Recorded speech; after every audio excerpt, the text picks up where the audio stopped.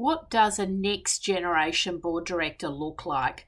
I meet a lot of aspiring board directors and some quite experienced board directors as well. And there definitely are some really key traits that come through when you're meeting someone who is genuinely next generation.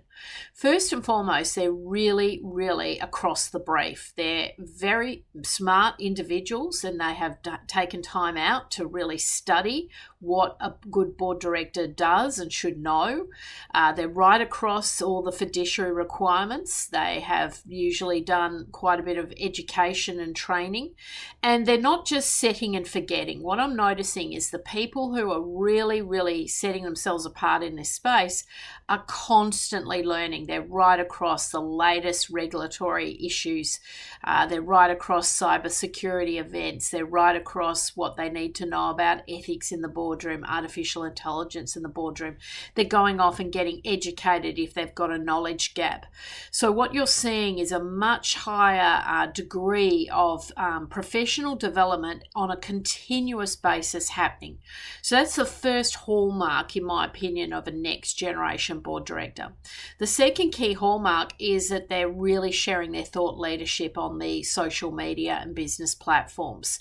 They're going to market with a true sense of themselves and where they can add value, and they're being very generous in spirit in terms of sharing their knowledge and their expertise. And so that you'll see they're writing articles, blog articles, white papers, a lot of thought leadership, and you'll often see that as they develop in their careers, they're also being quoted in the press. They're being seen as an industry expert. So that is a really key trait.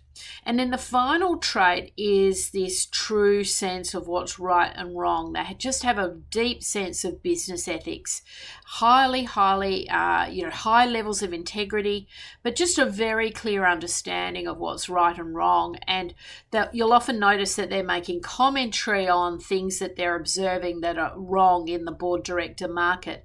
They'll be making a comment, oh, did you see what happened at XYZ board? That's terrible. They should never have done that.